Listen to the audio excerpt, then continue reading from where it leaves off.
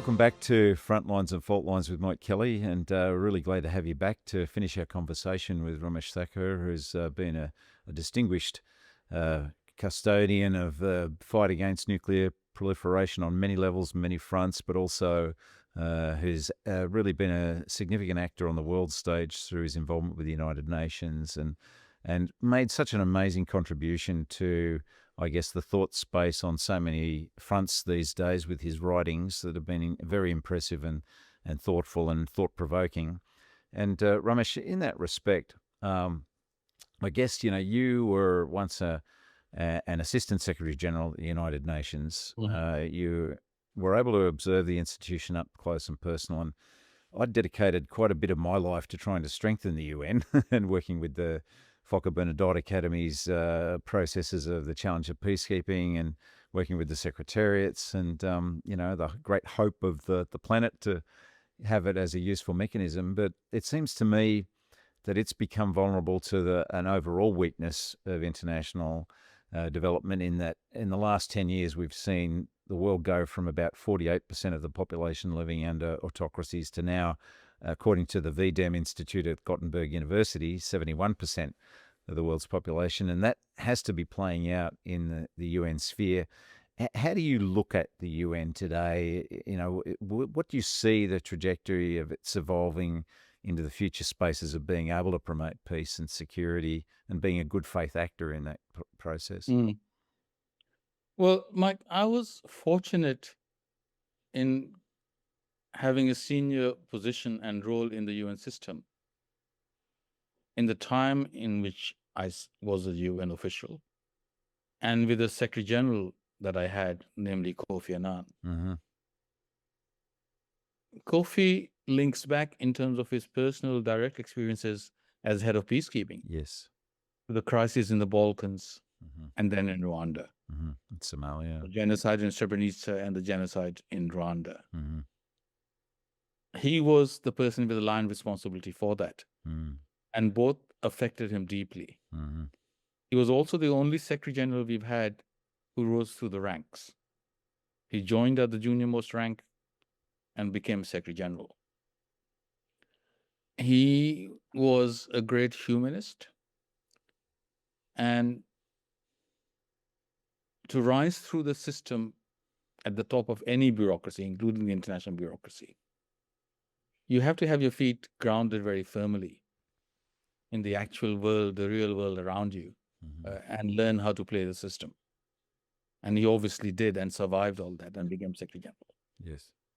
But he never lost his sense of idealism and humanity. And that was important. And we had three great normative advances at the time of his leadership while I was in the system, and to which I contributed in my modest ways as well. One was the International Criminal Court through the Treaty of Rome in 1998. Mm-hmm. The second was the responsibility to protect, in which I was directly involved alongside Gareth Evans, and we played major roles in that. Mm-hmm. And the third related was the protection of civilians. Mm-hmm.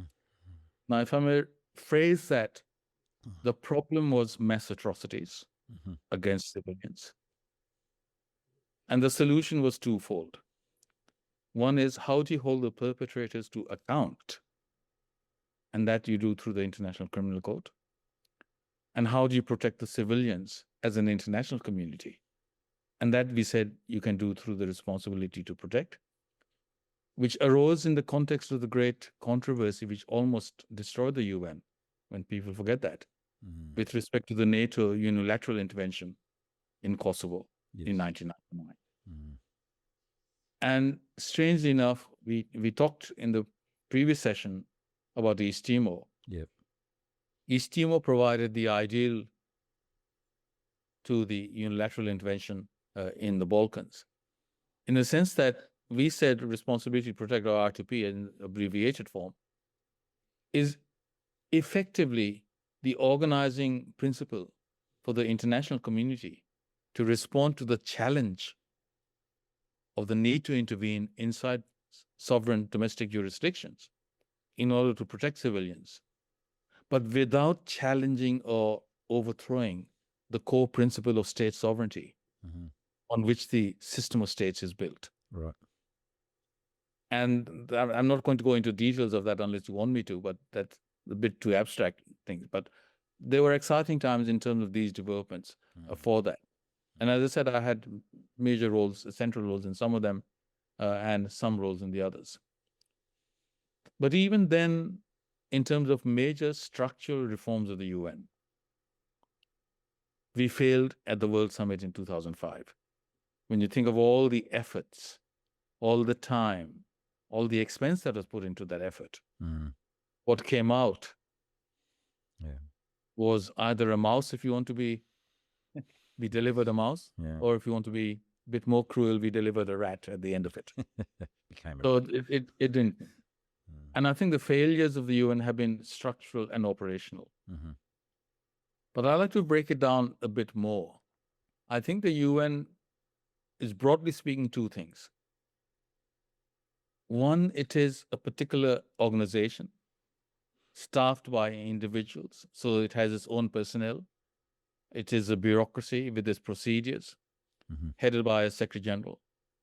And they have flaws and imperfections, as well as things that they do. And then there's the operational part of it, where things they perform with varying degrees of efficiency, inefficiency, integrity, or corruption, whatever you may call it.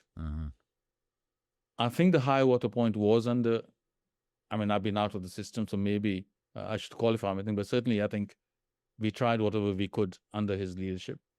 And I wrote Kofi's second reform report, which addressed internal matters. So that was administrative and operational things. But the structural things were left for the 2005 effort, because that's a decision for and by member states, not by the Secretary General. And we took things as far as we could. But the major gaps now are structural, particularly for the Security Council. It is completely misaligned with the world as it exists today. It doesn't actually reflect even the world of 1945, but more rather than less the world of 1945. You couldn't operate Australian political system today on this basis of the way we did in 1945. You couldn't the US think of, the franchise for the women, the incorporation of American blacks and other non-whites into the system, same in Australia. This reminds me. And the idea that you can operate the world on a structure that essentially was from 1945.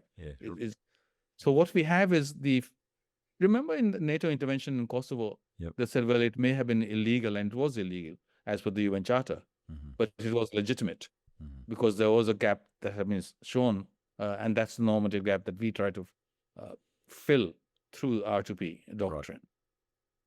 I think that is true of the Security Council now. It is the only body with the legal authority, but it's no longer considered legitimate by increasingly wide sections of the international community. And you cannot operate as a Security Council if your fundamental legitimacy is not, in fact, accepted any longer. So, forget Israel, even India in this recent clash with Pakistan didn't bother taking its case to the Security Council. It decided unilaterally, we are going to hit back. And that's going to be the case, I think, increasingly henceforth. So I think the UN has become less and less relevant since the time I was in it. It's got nothing to do with my departure, but it's the way that it goes. I think we might have contributed a little bit to that when we went into there is a second aspect to the United Nations that is important. And that is, it also represents the idea and symbolizes the ideal of human solidarity, of international solidarity that cuts across national borders, cuts across civilizational differences, religious differences, gender differences, whatever. It's the only body that houses the divided fragments of humanity.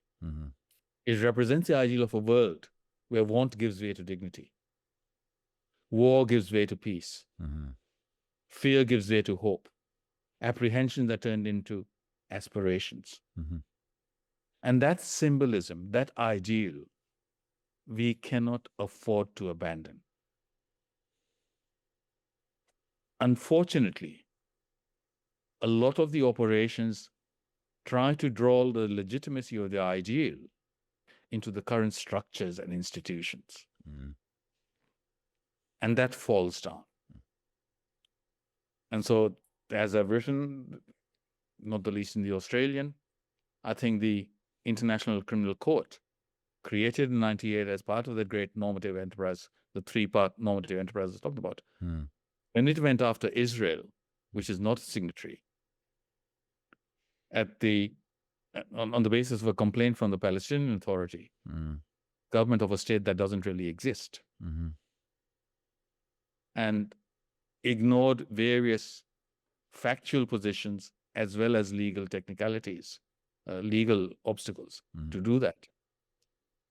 I think at the end of the day, the dam is themselves and the project, because I don't see any realistic prospect of Mr. Netanyahu being arrested, particularly with the Trump administration, which has made it clear that it will go after any country and people who try to do that. Yes. And now, of course, the chief prosecutor is himself embroiled in a scandal, which is a distraction from our present topic. So we don't want to get distracted. No. But nonetheless, I think at the end of the day, President Bashir of Sudan, he was indicted, but he never did stand trial.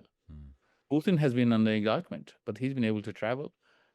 The UN Secretary General went to Russia and was photographed shaking hands with Putin while he is under indictment as a war criminal by the ICC. Yes.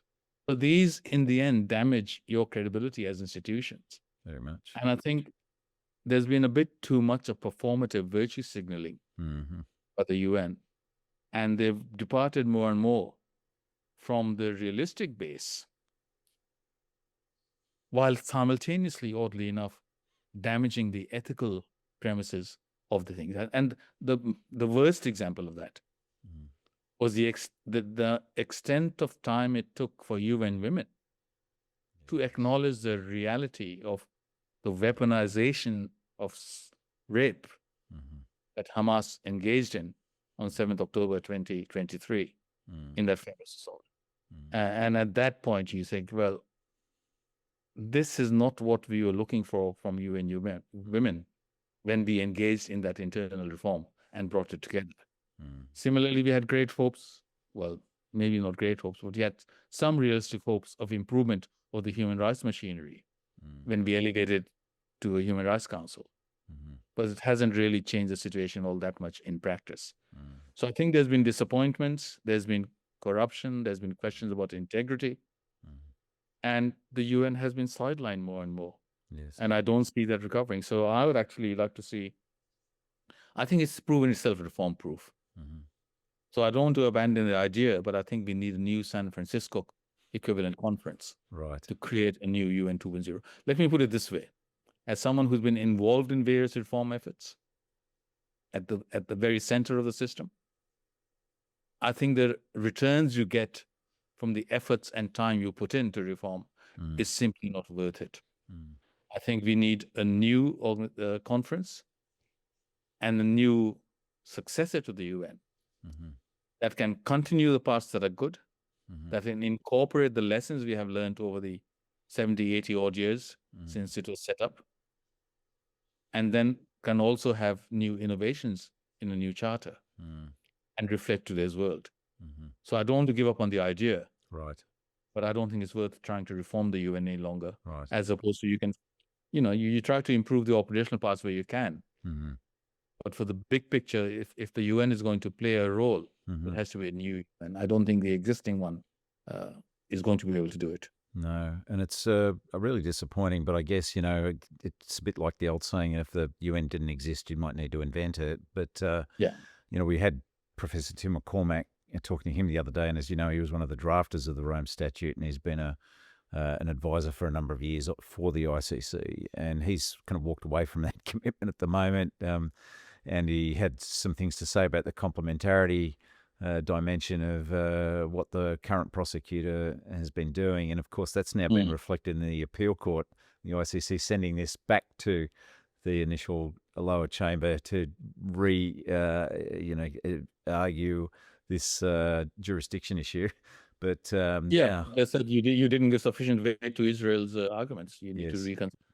But then, as you say, the allegations that have now been raised against the prosecutor and the context in which he made those or issued those warrants, and then failed to go and undertake the engagement that he'd been basically organised to do with Israel to assess their capabilities. I mean, it's disappointing. And I mean, I was a very strong advocate to parliamentary committees about establishing the ICC because I thought it would be of assistance to us on some of our operations, like Somalia, reinforced by faith in that complementarity aspect. And now, it really casts a shadow on that. It does. Mm. And the other thing you raised Kofi Annan. He was a good friend to who I first met in Somalia when he was a Deputy Secretary General for Peacekeeping, and I really mourn his loss. And what makes me mourn that loss even more is I put him side by side with the current Secretary General, and I just see how much Guterres pales in comparison, and particularly in the behind-the-scenes work and commitment of engagement and building communication and dialogue, and then putting, aligning and marshalling international pressure where it needs to be applied. And, the opportunities we might have now in putting pressure on Iran, coming back to that nuclear proliferation issue as well, but also in how we resolve the Gaza situation and how we might actually step forward and cooperate and facilitate looking for a new way to distribute humanitarian relief in Gaza, rather than, saying, oh, well, we're not going to take sides in this, which means you're actually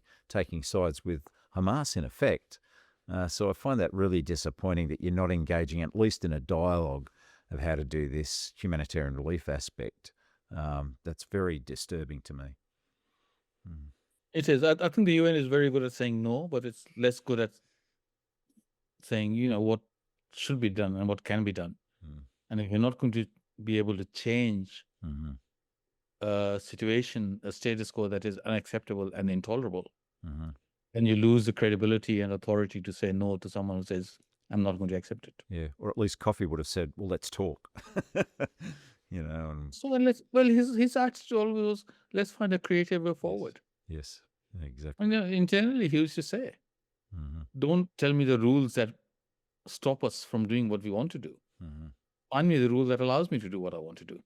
And then hold me accountable for what I do. Exactly. Don't stop me. Yes. And that can apply to other actions also. Yeah, it's a bit of a myth. Just from if we link it to the nuclear issue that we were discussing earlier. Yep. And link that to what I was saying. The brute reality is that 5 permanent members of the Security Council are the 5 nuclear weapon states under the NPT. So how can you possibly expect any realistic progress on nuclear disarmament from your existing structure? And what moral authority do these 5 countries have to tell Iran you're not going to get nuclear weapons? Yes. Yes. And they've signed on to the NPT. Yeah. But going back to the debates that I referenced in Europe, in Japan, in South Korea, and even in Australia, those who advocate for independent nuclear weapons, do they give any weight to the fact that we are NPT signatories? It seems to be irrelevant. Yes. Yeah. We apply it to others, but we don't think it's a realistic constraint if we want to go down that path. Yes. It's our if we lose faith in the U.S. nuclear guarantee, we won't be able to go down that path. Yes. Or Russia wouldn't So even. it's not conceivable that there can be only one nuclear armed state in the Middle East forever, indefinitely. At some stage, either others are going to get it, or the whole region is going to be denuclearized. And it's not conceivable that the Middle East can be completely denuclearized while anyone else in other parts of the world has it. Yes.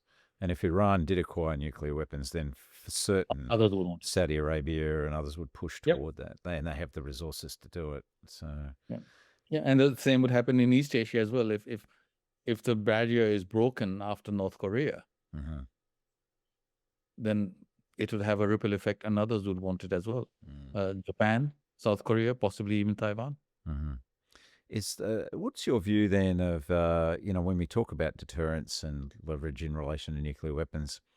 is the answer there, as some would suggest, that we continue just to refine the technology of anti-missile response and deterrence and defense to make them completely irrelevant? Or I don't think the anti-missile defense will work against nuclear weapons. Mhm. I think they're effective against non-nuclear. Mhm. I doubt that they would work. I mean, what are you going to do? Blow a nuclear weapon out of the sky? Mhm. How do you control the fallout? Mhm. So I'm not sure that. I don't think it's entirely technological. I think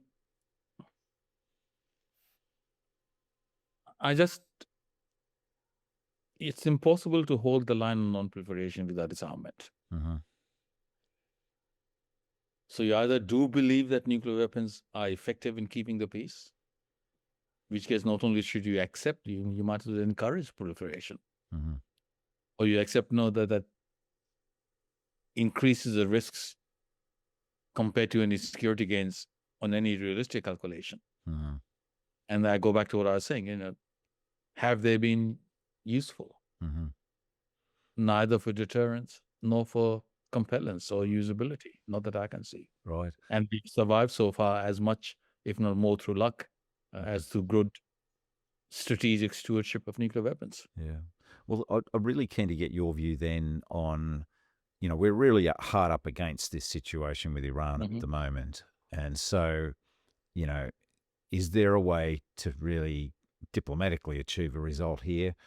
And if not, then what do you feel about the kinetic solution to this? Is that something that is really demanded in the context of trying to corral the situation in the Middle East of proliferation, or would it just lead to greater levels of disruption? Like on Iran, we actually had a deal. Yes. Yes. Okay. Mm-hmm. I think it was actually a very good deal. Mm-hmm. You had a country that had agreed under international inspection to dismantle most of the infrastructure they had assembled already, Mm-hmm. including 90% plus destruction of their fissile material. Yep. And the IAEA to the end kept certifying that they were in compliance. Mm-hmm. An internationally negotiated deal in which several parties were involved, and the deal was then unanimously endorsed by the Security Council. And the IAEA was certifying that Iran was in full compliance. It's the US under Trump 1 that walked away from that. Mm-hmm. That was an illegal exit by the US, for which there were no consequences, because in the real world, you can't inflict consequences in the United States. No. But I just don't see how you can now turn around and put the blame for all of that on Iran. Mm-hmm. And why would they agree to it again? It also undercut efforts that Trump was engaged in at the time of trying to contain North Korea. If a agreed, negotiated deal, unanimously endorsed by the Security Council, can be thrown aside just like that, what's the point of even beginning negotiation with the Americans? So what I'm hearing from you there So is, that part is there. If you then take a kinetic solution, yep. you might succeed for some time, but you're going to strengthen the determination of Iran and a lot of other countries to get nuclear weapons by hook or by crook. Retrospectively, the operation against Libya in 2011 was bad in terms of the optics of Libya having given up the nuclear option. Gaddafi gave it up. Look what happened to him. And the Ayatollah said that at the time. And the North Koreans made note of that. So I think we should have stayed with the deal and taken that window of opportunity to work towards improving the regional political dynamics. Now, I don't know if you've ever engaged in any discussion with the top leadership of Iran. I have. And their position was, we know that most Westerners don't believe us, but we do believe that the nuclear weapon is un-Islamic. Islam has very firm theological distinctions between civilians and others. Mhm. And we are not allowed to target, let alone actually kill civilians. Mhm. The fact that terrorists do so is a different matter. Mhm. But theologically, that provision is there. Mhm. And we as government are under a lot of public pressure, and not just public, but from within the government, from military, for example, Mhm. to go down that path. But people forget we have been victims of the use of chemical weapons. Mhm. We have suffered attack by WMD. Mhm. But instead of condemning the attacker and the perpetrator, the world tried to obfuscate and say it was a false flag operation Mhm. and deny the severity. What reason do we have to trust the international community? Mhm. I mean, these were the statements directly from them. Mhm. So despite all that, they said, we have managed to hold the line Mhm. so far. Yeah.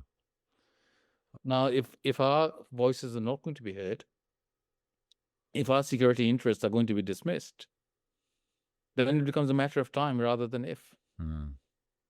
So this it was part of that hubris and triumphalism. Now, yes, Iran has been guilty of engaging in proxy terrorist activities, but they haven't actually been guilty of territorial aggression for a very long time Mhm. against any neighboring country beyond the terrorist things. Mhm. So then you get into the other complexities there as well. Yes. It's kind of You basically created have had good presidents protectorates there and instead bad of presidents. territorial expansion. Well, they also, I mean, in the same conversation, they said, look, the Northern Alliance in Afghanistan Mhm. was kept going by Russia and India and Iran Mhm. more than any other country Mhm. at a time when people were cozying up. Right. And after 9/11, it turned around, and Yeah. again, our role was never recognized in that. I must So, say, Ramesh, what scares me is when I was had the Middle East desk in defense in yeah, strategy group, and we saw posts coming from Berlin, for example, which surfaced correspondence between Ahmadinejad and President Merkel, and then comments that he even made publicly about, when people said to him, well, if you used a nuclear weapon against Israel, there'd be 2 million, Muslims killed in Israel, and probably the effects wash out into neighborhoods around Israel.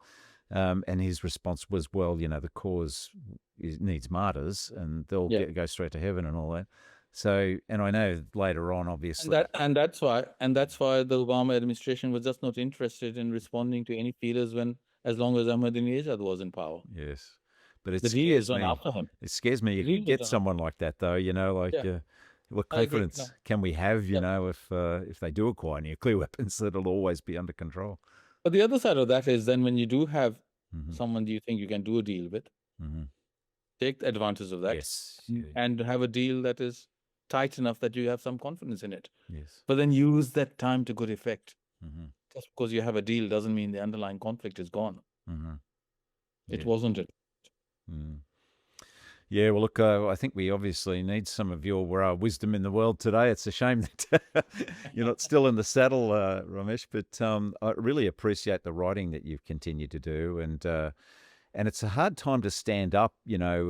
People who were in theory progressives and intellectuals seem to be being forced into these rabbit holes of bias confirmation and algorithm sort of corralling, and seem to be getting into the corners of places they shouldn't be, and it's all kind of counterintuitive. So I really appreciate you weighing in on these issues regularly, and not being shy about calling out hypocrisy and or the ill-informed when they need to be called out. So I really hope that you continue to wield your pen effectively. And Well, I think in Australia, what worries me about the present situation is we tend to forget sometimes, if things do go south, who are our friends and allies. mm-hmm. who are going to be alongside us and who are likely to be the adversaries and the enemies who will be in front of us. I don't think we should ever forget that. I think we might have complaints about the behavior and actions and decisions of our friends and allies. It's better that is conveyed privately, and we learn to agree to differ if we have to. Yes. And it's good that we send clear messages to the other parties about where we stand and what if things do deteriorate, where we are likely to be. Yes. I don't think there should be any ambiguity about that. Right. And in that sense, I think our interests and our values do converge with one group of countries in a way that is not true with another group of countries. Yes. We need to maintain So, that. and as you gather from my remarks, I'm very happy to Yes. engage in conversation about legitimate grievances Yes. and interests from all parties. Yes. But I don't want to forget who my friends and allies are. Yes. Need to Will depend maintain on- that base connective tissue. Absolutely. Well, I think it's that two-step approach that is very important. Right. And that's my way of saying, I think Mm. I do like to try and find a way between the competing pools of realism and agility. Right. Oh, well, good on you, Ramesh. And thank you so much for talking to us over these two programs. And I hope to talk to you many times more as issues arise and getting your perspectives and really deep thinking that you're taking the time to do these days, thankfully. So thank you for being with us and look forward to talking. Well, I just soon. hope, Mike, that you need to contact me less and less because the world gets better. Yes. Well, we can only pray for that, but I somehow think we got a bit of time to go yet before we reach that nirvana. But Unfortunately, yes. Thank you again, Ramesh, and talk to you again You're soon. welcome. Cheers. A pleasure. Bye. Bye. Well, thank you everyone for joining us, and we'll talk again soon, and hopefully welcoming back Ramesh to help us out and navigate these issues as well. So thank you for being with us too, and I look forward to talking to you again soon. Cheers.